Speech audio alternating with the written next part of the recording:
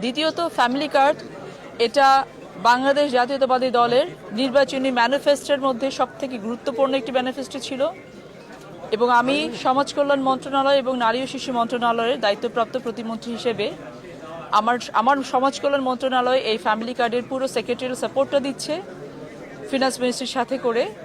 এবং এই প্রজেক্টটা আপনারা জানেন যে ঈদের আগে পাইলট বেসিসে আমরা 14টি ইউনিটে এই প্রজেক্টটা শুরু করছি।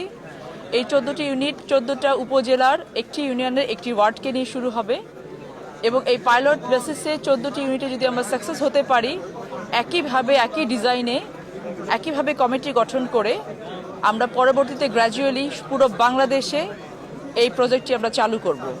আপনারা জানেন যে ফ্যামিলি কার্ড হচ্ছে একটি পরিবারের জন্য, পরিবারকে অর্থনৈতিকভাবে স্বাবলম্বী করার জন্য এবং পরিবারের বয়োজ্যেষ্ঠ নারী যে প্রতিনিধি থাকবেন, নারী বা মা বা বোন, তার নামে ফ্যামিলি কার্ডটি হবে। এটি একটি ইউনিভার্সাল প্রজেক্ট, গ্র্যাজুয়ালি এটি সবাই আমরা পাবো, অবস্থা ভেদে সবাই পাবো, টার্গেট কোনো গ্রুপ থাকবে না। আমরা বিগত সময়গুলোতে দেখেছি যে আমাদের সেফটি নেট যে কার্ডসগুলো আছে, বিধবা ভাতা কার্ড আছে, বয়স্ক ভাতা কার্ড আছে, কৃষি কার্ড, আমাদের গর্ভবতী ভাতা কার্ড আছে, এই সকল কার্ডগুলো ডিস্ট্রিবিউশন লেভেলে গিয়ে অনেক ধরনের কারাপশন হয়েছে। অনেক সময় দেখা গেছে যাদের মাধ্যমে এই কার্ডগুলো ডিস্ট্রিবিউশন হতো তারা অনেক সময় বেনিফিশিয়ারির কাছ থেকে টাকা চাইতো। এই বিষয়গুলো বন্ধ করার জন্য আমরা গ্র্যাজুয়ালি ইন্টিগ্রেটেড সিস্টেমে আগাবো যেন সকল কার্ডগুলোকে নিয়ে একটি কার্ড করা যায়। কিন্তু এই মুহূর্তে যেহেতু ঈদের আগে সময়টা খুবই কম, সেই জন্য আমরা পাইলট বেসিসে কেবলমাত্র ফ্যামিলি কার্ড নিয়ে এগোচ্ছি। বাকি সব কার্ডগুলো অ্যাজ ইট ইজ থাকবে। তবে যাদের নামে ফ্যামিলি কার্ডগুলো দেয়া হবে তাদেরকে অন্যান্য, যদি তারা অন্য কোনো কার্ডের বেনিফিশিয়ারি হয়ে থাকেন, তাদেরকে অপশন দেওয়া হবে যে তারা আগের কার্ডগুলো রাখতে চান নাকি ফ্যামিলি কার্ড রাখতে চান। স্বাভাবিকভাবে যেহেতু ফ্যামিলি কার্ডে যে অ্যামাউন্টটা দেওয়া হবে 2,500 টাকা, এটা অন্যান্য কার্ডগুলো থেকে অনেক বেশি এবং একজন বেনিফিশিয়ারি ওটাই নিতে চাইবেন।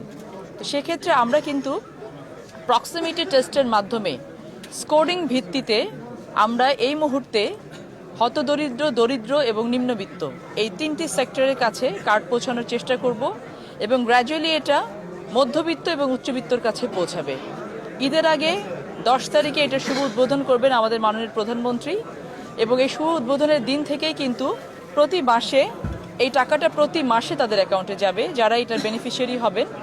প্রথম মাসে 10,000, তারপরে মাসে আরও 10,000, তারপরে মাসে আরও 10,000, এরকম করে 4 মাসের আমরা একটা প্রজেক্ট ইতিমধ্যে নিয়েছি, যেই প্রজেক্ট ভিত্তিতে আমরা এই 4 মাস ধরে প্রথম মাসে যারা পাচ্ছেন দ্বিতীয় মাসেও তারা পাবেন, তৃতীয় মাসে পাবেন এবং এটা আমরা আমাদের ফিনান্সিয়াল ক্যাপাসিটির উপরে ডিপেন্ড করে কতদিন পর্যন্ত চালাতে পারবো সেটা আমরা ভবিষ্যতে জানিয়ে দেব। তবে এটা পুরো বাংলাদেশে নারীদেরকে একটি জায়গায় নিয়ে যাওয়া পর্যন্ত আমরা এই প্রজেক্ট চালু রাখবো এবং ইউনিভার্সালি চালু রাখবো।